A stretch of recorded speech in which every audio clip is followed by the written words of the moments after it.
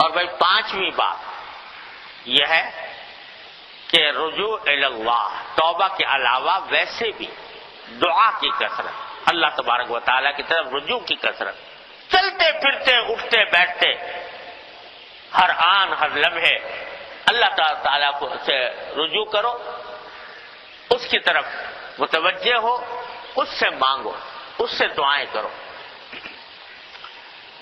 لا الہ الا انت سبحانک انی کنت من الظالمین، یہ آیت کریمہ جو کہلاتی ہے، ہمارے حضرت والا حضرت عارفی قدس اللہ تعالیٰ سے تو فرمایا کرتے تھے کہ قرآن کریم نے یوں ذکر کیا ہے کہ جب یونس علیہ السلام مچھلی کے پیٹ میں چلے گئے تھے تو وہاں مچھلی کا پیٹ، آپ اندازہ کرو کہ انسان مچھلی کے پیٹ میں چلا جائے کیا کیفیت گزر رہی ہوگی اس کے اوپر، اندھیرا، ظلمتیں اور گھناؤنا ماحول، پریشان کن ماحول، گھٹن کا ماحول۔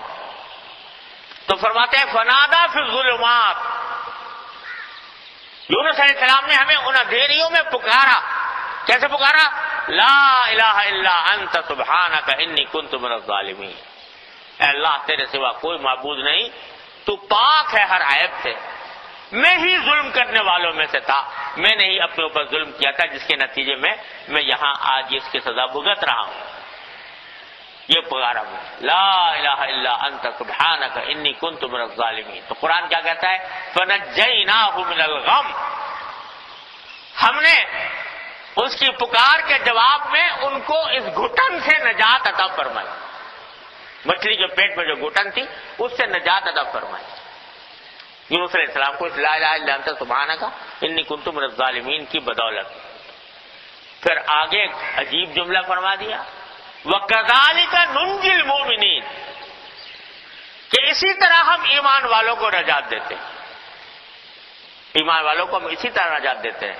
تو ہمارے حضرت فرماتے تھے کہ یہ کیا فرما دیا کہ مومنوں کو بھی اسی طرح نجات دیتے ہیں؟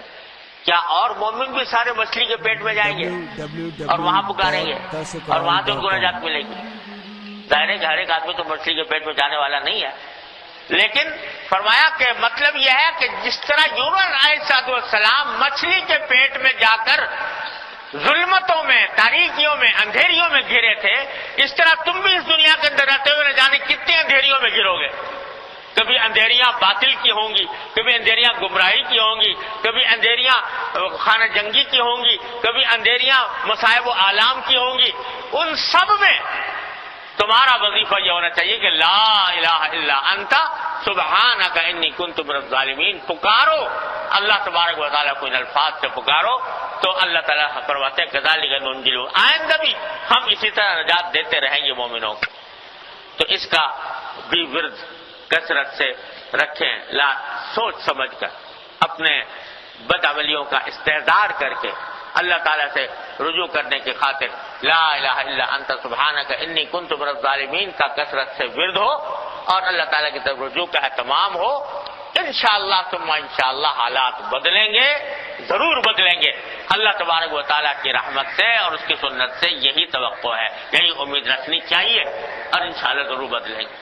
اور کم از کم اتنا تو ہوگا کہ ان حالات میں جس قسم کے طرز عمل کا ہم سے مطالبہ ہے وہ ادا کر دیا، کم از کم اللہ تبارک و تعالیٰ کے حضور جا کر بندہ یہ کہہ سکے گا کہ یا اللہ ان حالات میں آپ نے جن باتوں کی تاکید فرمائی تھی، جو ہدایت عطا فرمائی تھی، ہم نے اس پر عمل کرنے کی اپنی سی کوشش کر لی۔ باقی نتائج تو آپ کے اختیار میں ہیں، انسان کے اختیار میں نہیں۔ اللہ تبارک و تعالیٰ اپنے فضل و کرم سے ہم سب کو اس کی توفیق عطا فرمائے۔